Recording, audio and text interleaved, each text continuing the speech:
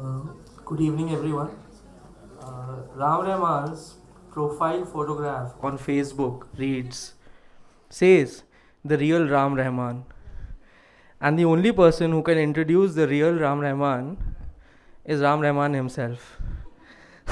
So, without further delay, I would like to invite Ram Rahman, the photographer, the curator, the activist, the historian, and a teacher to many young photographers like me, onto the stage.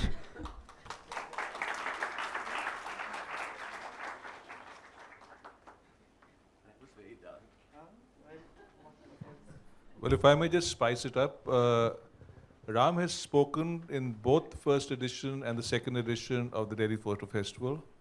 But his gripe, and rightly so, was the fact that we asked him to speak about others' work and not his. And I hope Ram's going to be speaking about his own work this time.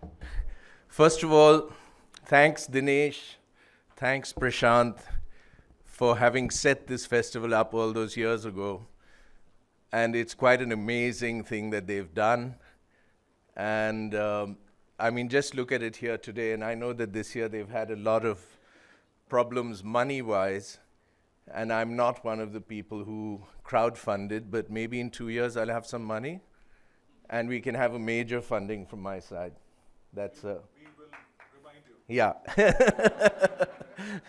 And as he said, you know, the last 2 times I've actually spoken have been on, well, both I think were photographers who are no longer alive. And I'm fairly good at speaking on other people's work. Speaking on your own work is extremely difficult. And also 2 days ago, the Delhi pollution got to me, so I'm full of crocin,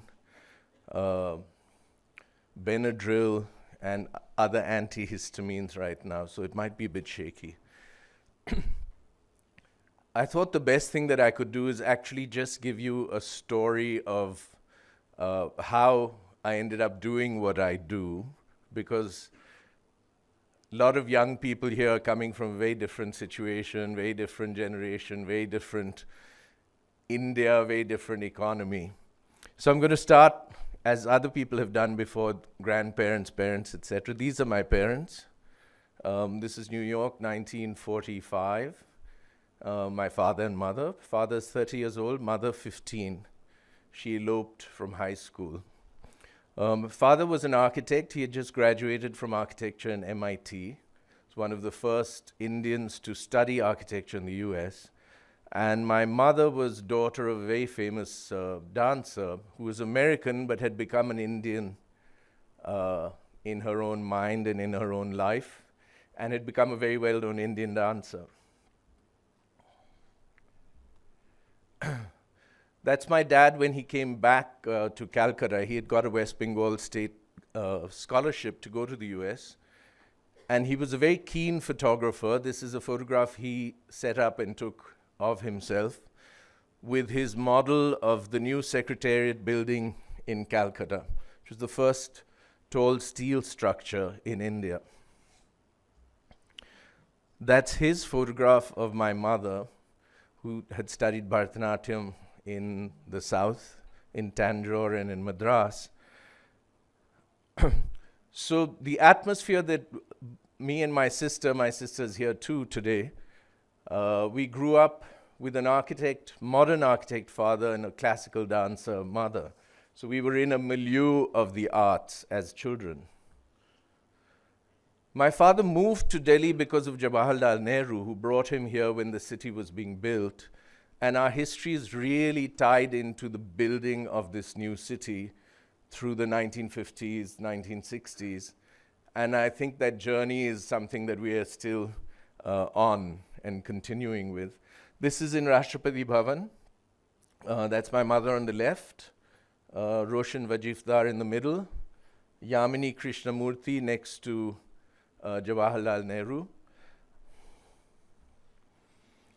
And that's 1961, my father with Nehru, showing him the plans of Rabindra Bhavan. Interestingly, both the protests which have been happening in the last 2 weeks at the Sahitya Academy, which is at the Rabindra Bhavan, and the University Grants Commission at ITO, where the students are protesting the cuts of the scholarships, are both my dad's buildings.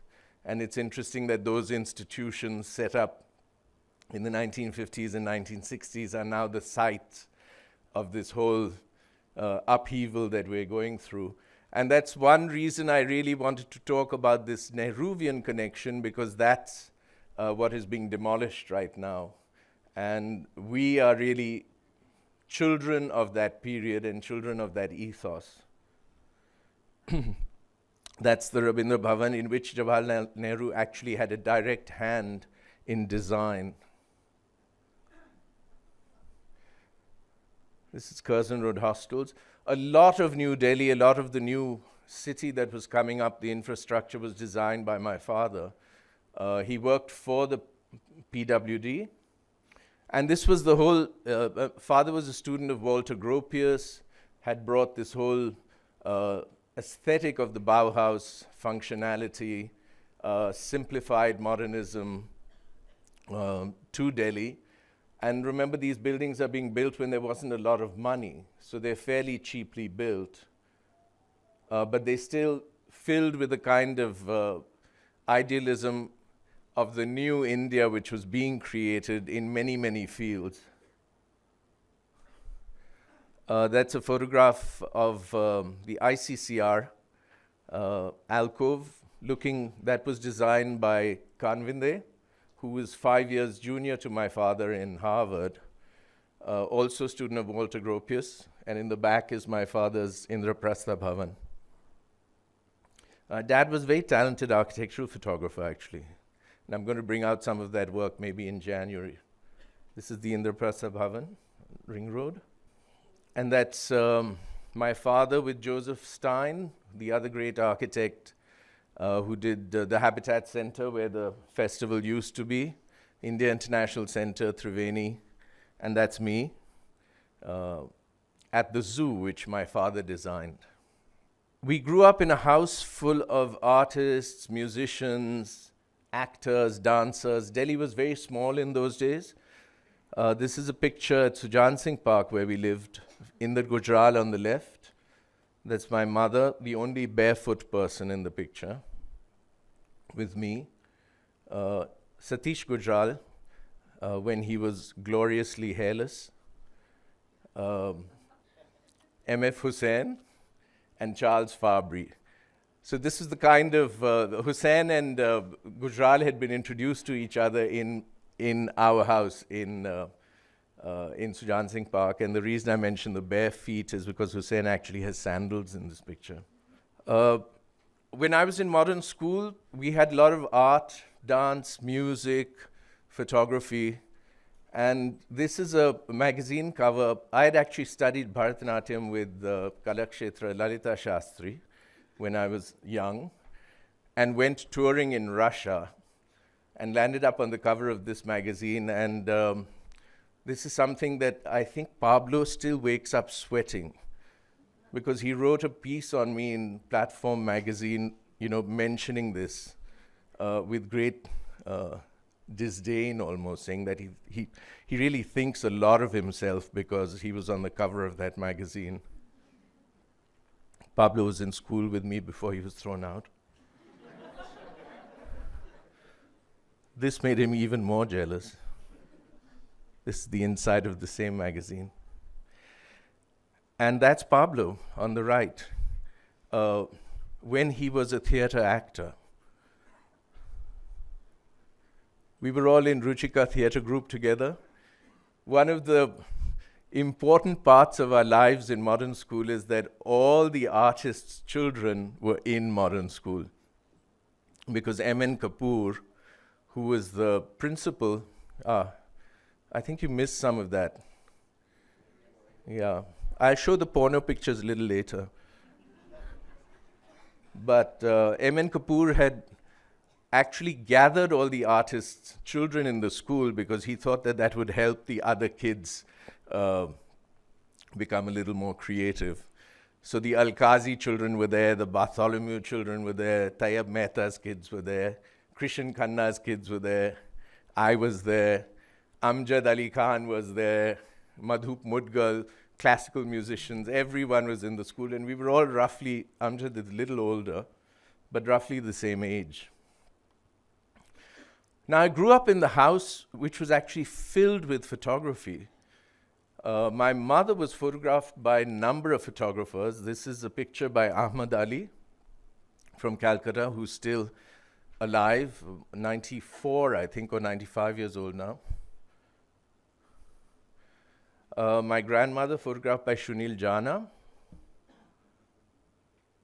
also by Jana, my grandma. My mother, by Jana. It's also Sunil Jana. Also Jana. This is unusual because this is by Kishore Parekh, and the kind of photograph that has not really been seen too much. And this is me by Kishore Parekh, 1966. And I'd like to, I don't know if Swapan is here, but thanks Swapan for the amazing resurrection of Kishore's Bangladesh book, which is in the gallery next door, something that we've all been hounding him about for years. And this is also Kishore. This is a whole other side of Kishore Parekh. There's a whole bunch of vintage prints in the cupboard at home, which someday will come out. I actually got interested in all these people much later. I'll talk a little bit about that. This is Ahmad Ali, 2 years ago, with me. We got him to do a talk. This is T.S. Nagarajan, before he died, I think about 2 years ago in Bangalore, who also was very close to the family. And that's my picture of T.S. Satyan, all of whom had photographed. So in a funny way, I knew these people, but I got to know them again much later because I began to appreciate who they were and what their work was about. I followed my father to MIT in the 1970s to study physics. And that's me in the front, by the way, in the glasses and the jola. That's on the Chieftain offset press, which was in the design studio. MIT was quite a mad place and had a huge impact on me. A curious part of my photo history, it was in MIT that I got interested in photography, because I started doing some photo classes. Incredible photo lab, which had been set up by Minor White. But I'm going to show you a notebook that I just pulled out 2 days ago. This was my strobe project lab with Harold Edgerton, the great scientist who invented the strobe in MIT. Pablo, sometimes it helps to have an education. That's the notebook, and those are my pictures of the milk drop, which generations of students there have done.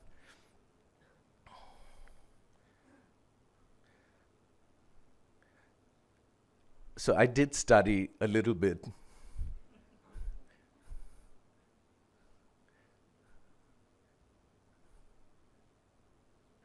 You must all have seen the famous Edgerton pictures of the milk drop.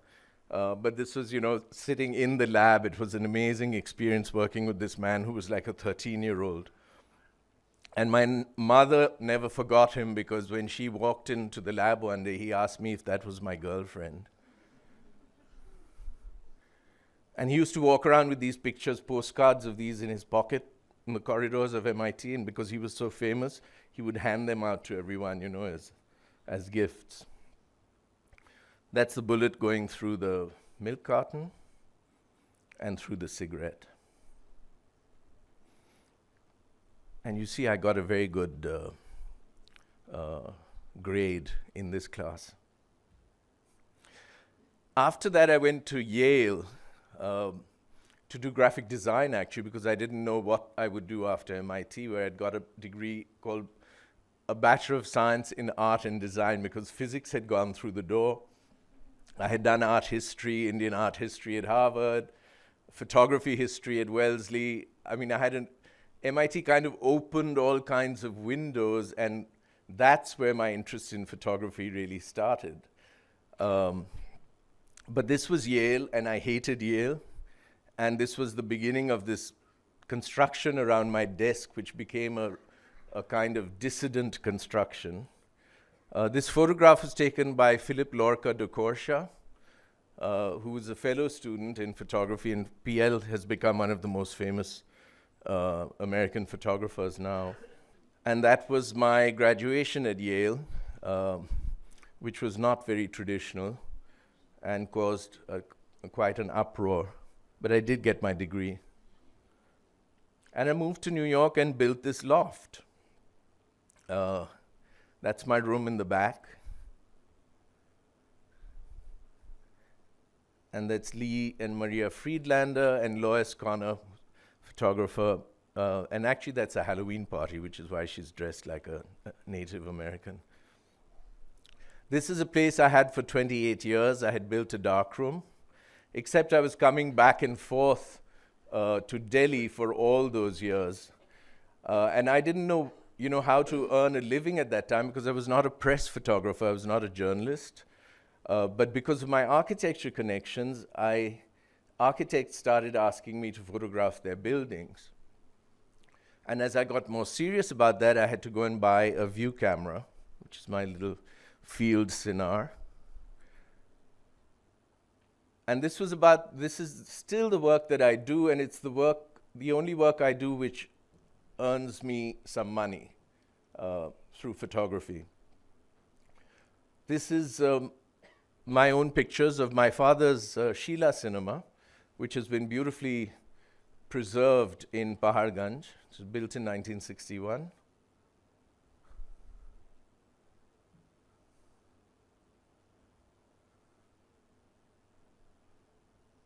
So that's my earning work.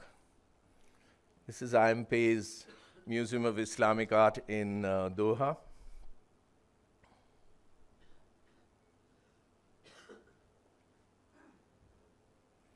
And this is what I'm shooting now, which is the Rashtrapati Bhavan.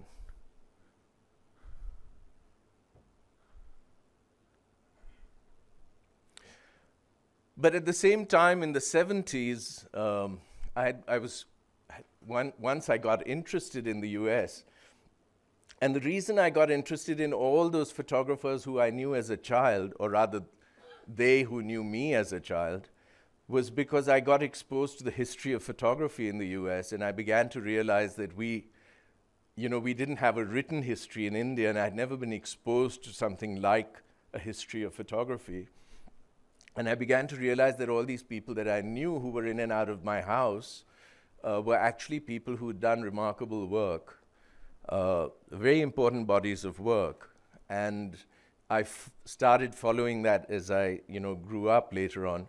But this was the kind of 35 millimeter work that I was doing. And it was PL, actually, Philip Lorca de Courcia, who was looking at my work and persuaded me to shift to a 120 camera. And I used a Plowbell Machina, which was a folding rangefinder, which had a fixed lens, 6x7. And I think the reason he wanted me to shift to that was because he sold me his camera and was buying a bigger one. But the camera actually totally transformed my practice, because working with a fixed lens, slightly formal, it was very compact. You couldn't do very fancy things with it. You could just make an image. A time of limited film, didn't have a lot of money, so you really had to think about the image. As a student in MIT, I'd got very, romantically obsessed. Not romantically, but I thought it was very romantic to see the work of Edward Weston, etc. And of course, I was making the same kind of work, shooting, drain pipes, bits, vegetables, peppers. But I had gone up to photograph with Romy Khosla, the architecture of Malana, this village in Himachal. And this woman came up to me and asked me to make her portrait, and I was very nervous because anyway that village was very edgy about outsiders. But she forced me to make this picture, and I made this one frame, and when I developed it in my bathroom in Delhi, I had all my film developing tanks, etc., and made a small print, I was completely struck. And I thought of this picture. This is a close-up. I thought of this picture of Walker Evans. This is Annie Mae Burroughs, shot in Alabama during the 1930s. And I have, of course, seen Evans's work. I had been in Yale. He had just died. He had been teaching in Yale, but had died the year before I went there. So there was this whole, ethos and culture about Evans. And I thought that his work was very boring and very dull at the time. But it's this picture and this that suddenly made me look at his work again.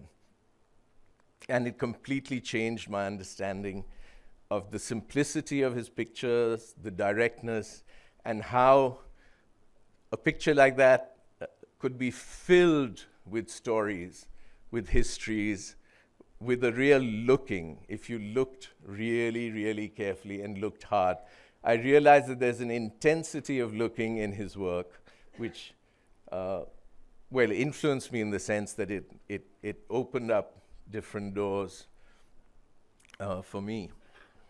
I'm going to go through some images fairly quickly. That's Hyderabad.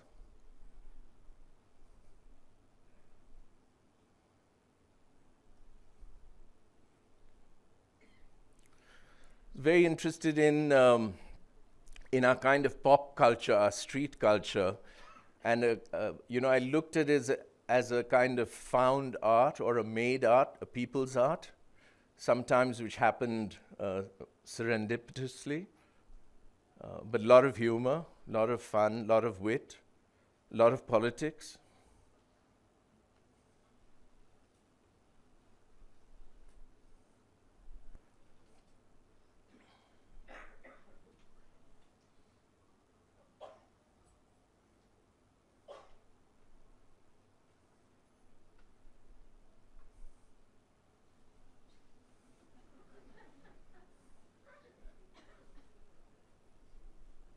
Francis Bacon in Kerala.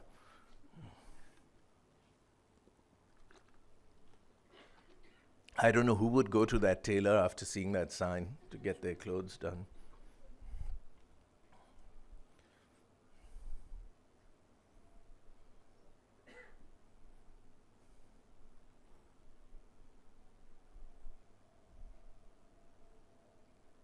That's also Kerala, obviously.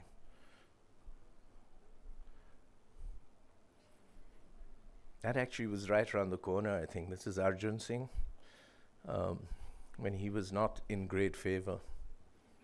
I think this was Narasimha Rao who came at night and pulled that head down. And that's not Bhagat Singh, but it's Bobby Deol as Bhagat Singh. I love these little ironies that one finds.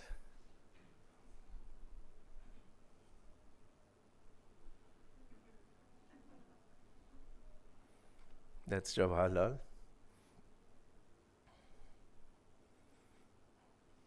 Vajpayee.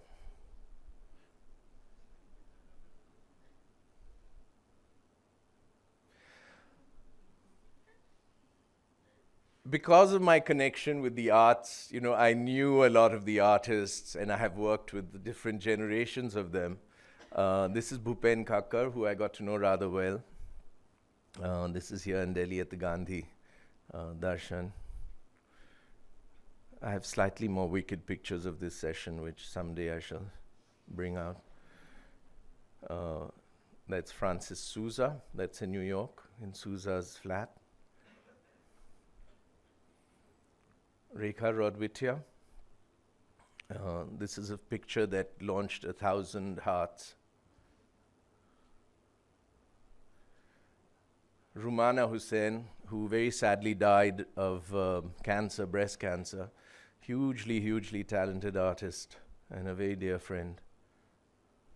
So in many ways, I realized that what I was doing was making pictures around my own life, my own milieu. I wasn't running out looking for subjects. I wasn't, doing press photography. And I realized that in some ways what I was doing was becoming a kind of diaristic document of our times, of our city, of our culture. This was Devyani Krishna, the great artist who was our teacher in modern school.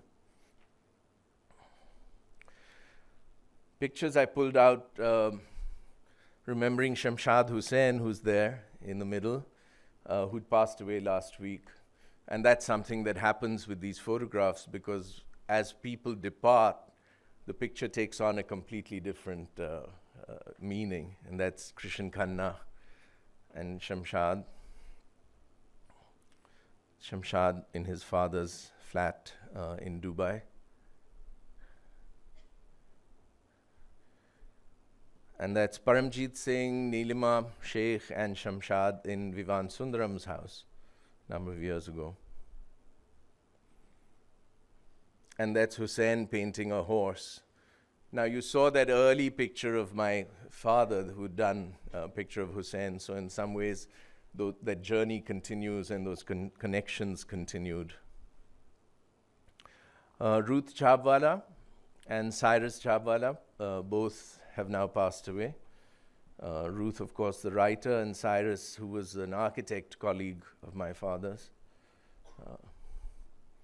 And that's Raghubir Singh, who I think last time at the festival I had done a long talk on Raghubir and his work, which is somebody that I was quite close to, very close to. This is in Goa. That's Mario Miranda and Charles Correa working on a project with Mario was doing some murals for Charles.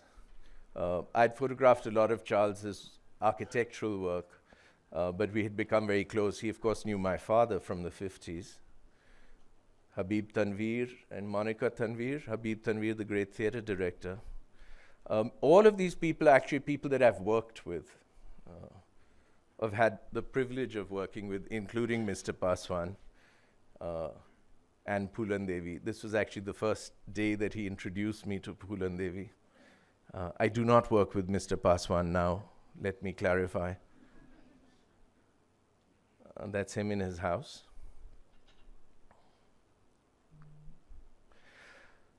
Shubha Mudgal, and singing for a ailing Kaifi Azmi.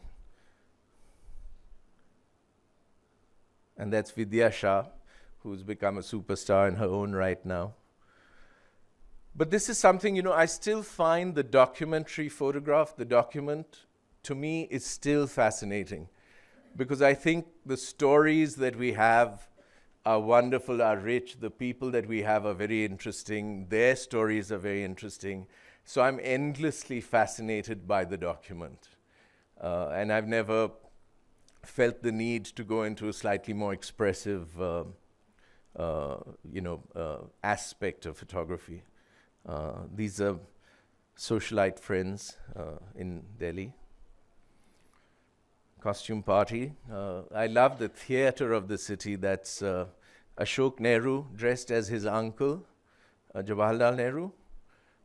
That's Lalit Nirula, who started Nirulas, in the middle as Karunanidhi. And that's Bernard Imhasli as Ottavio Quattrocchi, who's defined by label on his pocket.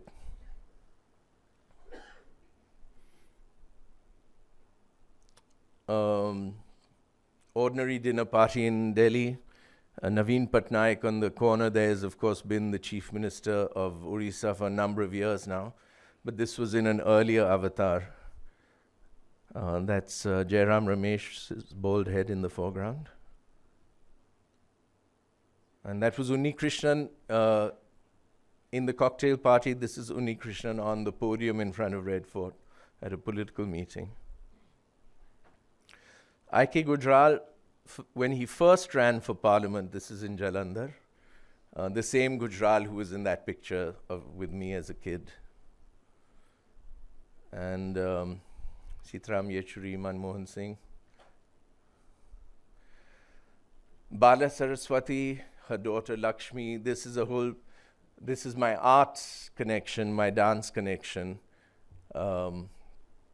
coming through, and that's Aniruddha, who's Lakshmi and Bala have both died. Aniruddha has taken on the mantle and has become a very interesting Bharatanatyam dancer himself in Madras. These are two great Chau gurus in Seraikela. Terrific Ardhanarishwara. This was a group which had come of Bhavai actors from Gujarat. The most moving Ardhanarishwara that I've ever seen. This is all the Bhavai group. This is something that my parents instilled in me, actually, the terrific respect for actors, performers of whatever class or craft. It didn't matter to them. The performer was the greatest human being on earth, and that's something that we imbibed, and I still carry that through. These are not in drag. These are actors who specialize in female roles.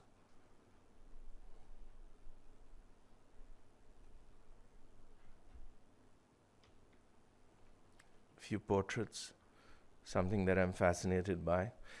Almost all of these are people that actually I know quite well, or knew quite well.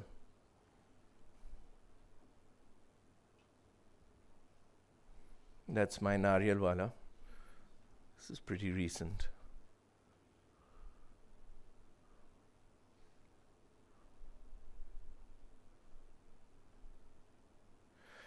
This is Safdar Hashmi, his funeral in 1989. Safdar was somebody that I had worked with and I knew very well. Absolutely shocking killing, which is now, in many ways, this memory is coming back with what is happening. The three writers who've just been killed in the last year and a half. This is the exhibition, how I showed my work at Triveni a couple years ago, Bioscope.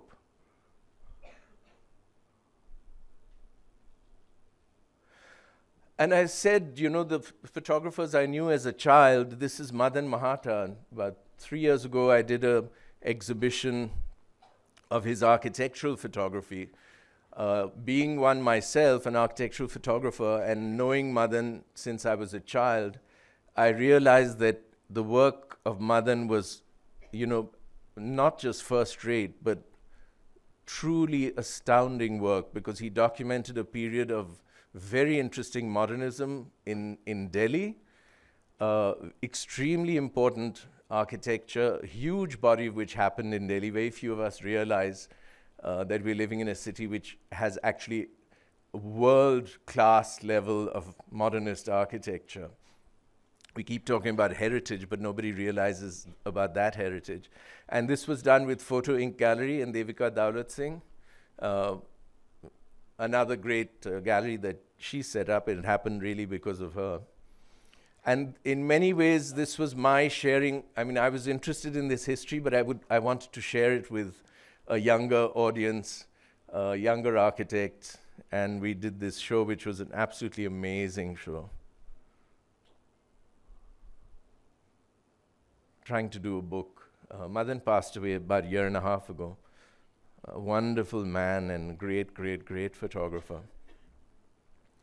And this is the show that's up just now of Shunil Jana, who's been another family connection, which you saw earlier. This is up at NGMA in Bombay. How are we doing for time? Okay. These are actually vintage prints which were discovered in a collection in Delhi.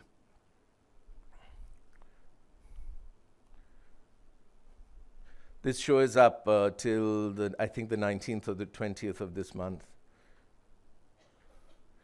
And coming back to Safdar, what happened after Safdar's death, this is another phase of my creative life, which is my activism. We set up in Safdar's memory the Safdar Hashmi Memorial Trust, which was set up by artists, actors, musicians, dancers, singers, which has now been, active for 27 years. And the main thrust of our activity has been fighting against communal politics and for the freedom of expression, but through the arts. And given the tempo of what's happened in the last year, this has suddenly risen again. It's a kind of ghost that we thought we had left in the past. Public exhibitions, these are over the last many, many years. Images and words which travel to 40 cities. This was at resurrection of that at Jamia a few years ago. Shubha. I do a lot of my graphic work, which I had done, I'd studied graphic design at Yale, ended up being actually only for Sehmat. And that's all my graphics you see in the back. So it's stage designs, tent designs, posters. And here we are. This was from many years ago, Barbarians at the Gate, attacks on artists, writers, filmmakers in all these cities. And, posters are coming out again.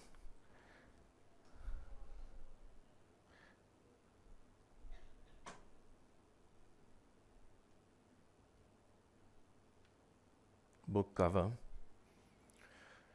Fought for many years to try and get M.F. Hussain back from his exile. The shocking, at least Hussain was not killed, unlike the writers who've just been killed. But he was exiled from here, which was now many years ago. It was a shocking event then, but now would seem almost, normal, given our. This was an exhibition, Hum Sab Ayodhya, which was done right after the demolition of the Babri Masjid. This was a creative way of dealing with what had happened in Ayodhya, getting historians together, social scientists, photographers. Samar, I see sitting over there, went and did some incredible photographs of the restored ghats, which were very much part of this show. This exhibition was attacked by the BJP in 1993. We were accused, it was seized by the Delhi police from Teen Murti Bhavan here, and we were accused of criminal conspiracy against the state for making this exhibition. We fought for 8 years, the case in the Delhi High Court, and won with an incredible judgment, which has become a key judgment for freedom of expression in this country. This was in Pune. And that's Tista Setarwar and Romila Thapar at the exhibition, which is still showing, by the way. It's a kit exhibition, very informally mounted, which we then published as a book. And this was a big exhibition on Sehmat, which traveled in the US, has just returned for 2.5 years. This was in Chicago, in the University of Chicago. As Chandan said, I'm also curator. And I put this show together, not just the photography shows, but lots of shows for Sehmat. And this was my latest book cover, which was released yesterday, which are writings by the 3 murdered authors and philosophers. And that was the release yesterday. M.K. Raina, Krishna Sopti, 92 years old, who was lifted on stage in her wheelchair and gave the most incredibly spirited speech. And look at her fist. And that's Om Thanvi, the great journalist, editor. Now, as I said, I've never really done photojournalism, but I happened to be in Delhi when Mrs. Gandhi was assassinated. Between Bangalore and New York. And I joined a group of people to get involved in relief after the riots. Yesterday was the 31st of October, which is an anniversary of when those riots began all those years ago. This is in Kalyanpuri, where I had gone with this group of people. I had 2 rolls of Tri-X film and a Pentax. And I made these pictures, which are actually of survivors in the immediate aftermath of the violence. There's no pictures of violence. But these are actually now some of the few pictures remaining from 1984, and they get used all the time. This was the only man who was left alive in that gully. They were all auto drivers. You see all their burned autos in the back, and he had cut part of his hair off for safety.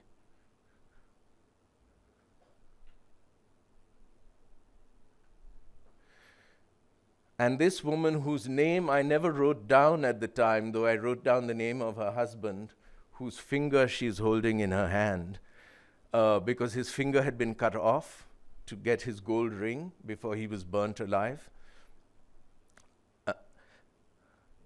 And 2 years ago, or 3 years ago, there was this big exhibition and jatha which came from the Golden Temple down to Delhi. And all the photographers who had taken photographs contributed their work to this in a call for justice and a fight for the continuing justice. As you all know, that there's been no justice for the victims of 1984. So that's my huge picture, which was blown up on the side of the truck, which drove down. And an exhibition mounted right through Punjab and here at Bangla Sahib, very informally mounted like this. And it was at this exhibition that that woman came, and I didn't meet her, but she saw that picture of herself, and there was a Hindu reporter, a reporter from the Hindu newspaper, who met her, and that's when I discovered her name, because the report came out. Her name was Nanki Devi, and I just read in the paper today that she got 5 lakhs as part of the compensation yesterday from the Delhi government who were handing out. So it's strange how these cycles, I mean, not that 5 lakhs means anything, but and each year, this is last year, I keep getting called, these pictures sort of re-emerge as a litany almost. It's that kind of, don't let that memory go away until there's justice. This was in the Indian Express. And these are photographs of the Gulbarg Society in Gujarat. I had gone there with my friend, comrade Tista Setalwad, who's sitting here in the audience, who, as you all know, has been fighting an heroic battle for justice for those victims of killings all over Gujarat and actually in many other parts of India as well. And I had gone back to Gujarat after many years. These are the empty, burned out shells. This is actually Ehsan Jaffri's house, the former senior Congress member who was burnt alive. His arms, his limbs were chopped off while he was alive in front of his wife. This is Ehsan Jaffri house.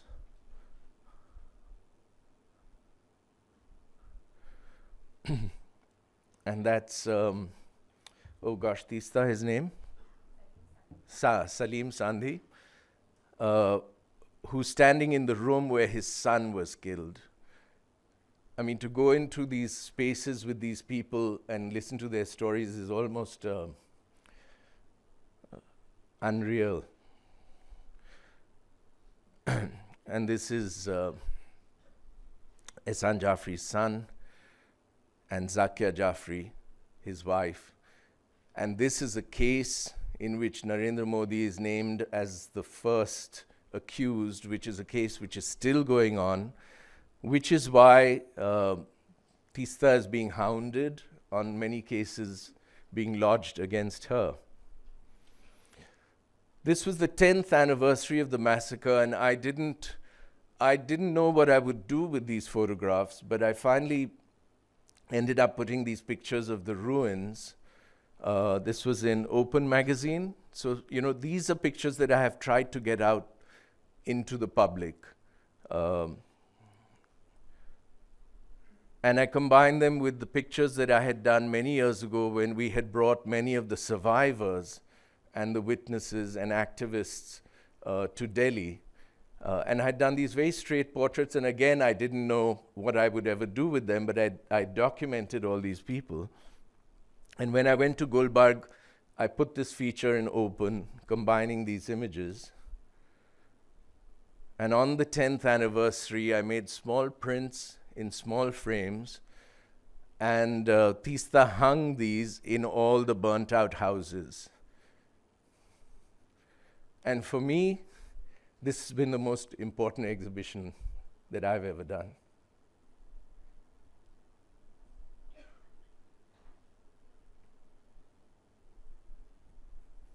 Thanks.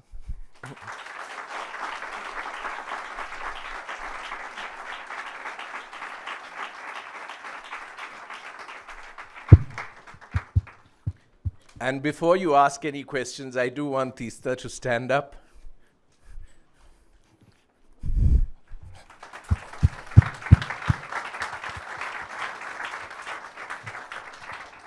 And I also want to tell all of you, senior photographers, youngsters, that she's launching her magazine, Communalism Combat, again, middle of this month. And please contribute images on human rights, on environment, as an act of solidarity. And she's right there, and you're all here. Collect your work, give it to her.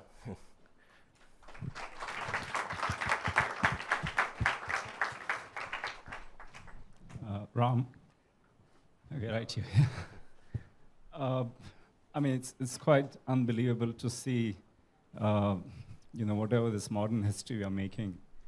I was just thinking about, you've had a very amazing start in terms of your parents and your education and all that, and gradually how you have managed to, create the space, and truly as an activist. And what really bothers me is that in today's time, we have all the technology, we have so many tools, it's so much easy to do it, social media, blah, blah, and all that. But there's such little involvement as far as photographers are concerned, in the activism space. And, I'd like you to speak about that a little bit because, it's very critical that how the next generation actually does something about it, not just making little stories on Instagram, if you know what I mean, Well, that's why I just told my story, because I think, everyone has to figure out, and in many ways my story has happened, it's not something I designed or sought to do. It happened by circumstance. I think, if Safdar hadn't been killed, when he was killed and how he was killed, and Sehmat hadn't happened, one doesn't know where one's trajectory would have gone. But that's why I thought I'd just tell you my story, because I think, there are ways, I think a lot of youngsters that I speak to are confused about, especially now when photography has become so, in a sense, easy. I grew up, we couldn't buy cameras in Delhi and film. I grew up in a situation where that was very, very difficult. You're in a completely different situation now. But I do find that youngsters are, a little confused about where their work is going or why they're doing the work. And I think you just have to figure out your own journey. And I think, maybe there is a way of doing it on social media also. I mean, you don't have to hit the streets. But you just have to basically figure it out. And I think, I've been lucky in the sense of, working with people like Romila Thapar or Tista or, who are either activists or historians. And a lot of that has happened because of Sehmat, because that has, as you well know, because you've been part of that. That's given a space, a platform for that kind of interaction to happen. But that's, that's a chance thing. I mean, I don't think there's any one path. Ram and I have lived together for many, many, many years. In different flats, though. Yes, thank you for clarifying. And this is not a question, but just a remark that, though we lived together for so many years, we just had fleeting, we never really spoke. never had any conversations except the hellos and the byes and how are you doing. But thank you so much for this marvelous talk and for sharing your story. I had a great idea about your history and where you were coming from, but what you've shared today, thank you so much. Oh, thanks. Thank you. Hello, Hi. Also identify yourself because I'd love to know your names. I'm Astha. I see you incorporate a lot of theatre, photography, and other art forms, of course, Bharatnatyam. But photography does take a dominant part in your life history that I see. How about other art forms? Are they still functioning in your life, and do you still practice theatre? And what is also Sehmat about? I wanted to know about. What kind of a publication is it? Well, Sehmat is it's a very informal group. Now, we are all much older, and with people like Shamshad passing away last week, some of us are now beginning to, go into another dimension. But basically, it's, we have used the performing arts. I used is the wrong word. We have worked with performing artists, musicians, but basically, giving a space to people to take a stand on social or political issues without their work necessarily being social or political. So if a Ravi Shankar came and played on the stage, he was just playing his classical music. It wasn't, its content was not social or political, but by being on that platform, he was, as a person, taking a stand through his art. So we've tried to do, we've done exhibition works, we've done video, we've done a lot of publications. I mean, you saw, for instance, this book released yesterday, the Pansare and Kalburgi and Dhabolkar, was put together in literally about 10 days through the families. And in 10 days we got work translated. It's in English. But, that was a statement that, you're not going to squash the voice of these people. So that's the kind of thing that we try to do, which is a kind of intervention, which is hopefully a creative intervention, because we're not politicians. Well, all those aspects run through. I mean, I don't dance. I mean, I dance only at parties nowadays. No, I don't do my Jatiswarams and Tilanas any longer. But I do creative versions of them, if the music is good. Interactions, though, all the time with theatre people, musicians, partly through Sehmat. For instance, in December, beginning of December, we are doing our first event in Bombay at the Times Literary Festival, which I was quite surprised that the Times of India asked us, because 17 years we have not been able to do anything in Bombay because everybody was afraid of the Shiv Sena. And after 17 years, they asked us to do something. So many of you are going to get an email. I was waiting for this talk to be over because I finished putting this together at 2 o'clock, by the way, today. Tomorrow you'll get emails for the project that we're doing, which is the 4th, 5th, 6th of December in Bombay, to which you all have to make some creative work. But I'll go and figure out the size tonight and exactly what we're going to do. But it's going to be some sort of a tent event. This is regarding, I guess, mainly your documentary photography, but I guess it applies to everything. I guess a lot of your images take on a different significance or a different meaning years after the fact. And I was wondering how, as a photographer, how you interact with the history and the archives of your own work. Like, how, do you look back through your work often, or is it, or does an image just pop in your mind when it's triggered, by something you see or hear? So what is that relationship for you? Well, actually, both of those things happen.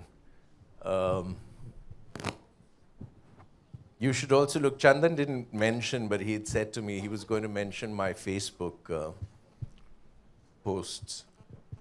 My posts are public. You don't have to befriend me, and please don't send any friend requests because I don't look at those friend requests. But you can go and see my album, and you'll see a lot of, I'll be going through photographs, and I'll suddenly see something, and I'll put it on Facebook. I say, okay. In a way, it's a way of making a public archive, because I can actually access it quite easily from there again, instead of keeping it on some hard drive or even in an album. But, for instance, when Shamshad passed away last week, it was suddenly, you're in this horrible situation of trying to think back of the images that you've made over many years of someone like that. And, he was only 69. It wasn't, he was sort of slowly killing himself with smoking and drinking, but still, when it happens, it's a shock.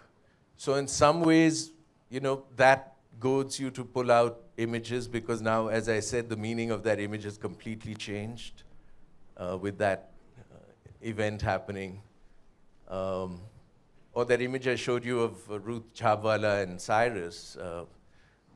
She was an extremely private person, but somebody that I had grown up with, and she lived up the street from me, so I would walk over on Civil Lines. And I did those pictures, and I never showed those pictures publicly because that was not, they were family pictures. But then when Ruth died, I did put it out on Facebook, and Siddharth, who was editing The Hindu then, called me up and said, "Can we run it on the front page of The Hindu?" And I said, yes, run it, because it's a tribute to Ruth. So, those are complicated. The archive I have at home is vast, because I have my parents, both my parents, which are pretty giant archives, which only few traces have come out. All right, thank you. Thank you very much, Ram.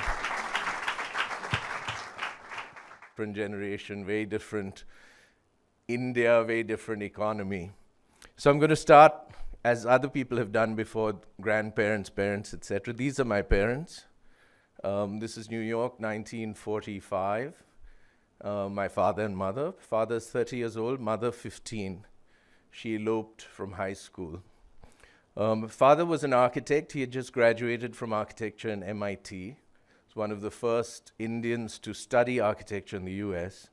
And my mother was daughter of a very famous dancer who was American but had become an Indian in her own mind and in her own life, and had become a very well-known Indian dancer. That's my dad when he came back to Calcutta. He had got a West Bengal state scholarship to go to the US. And he was a very keen photographer. This is a photograph he set up and took of himself with his model of the new Secretariat building in Calcutta, which was the first tall steel structure in India. That's his photograph of my mother.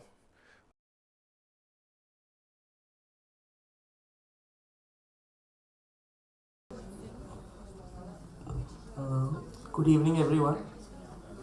Ram Rahman's profile photograph on Facebook says the real Ram Rahman. And the only person who can introduce the real Ram Rahman is Ram Rahman himself.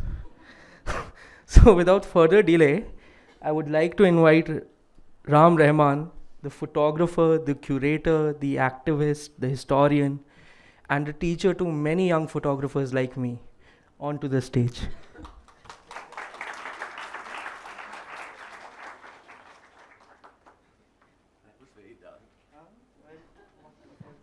Well, if I may just spice it up, Ram has spoken in both the first edition and the second edition of the Delhi Photo Festival.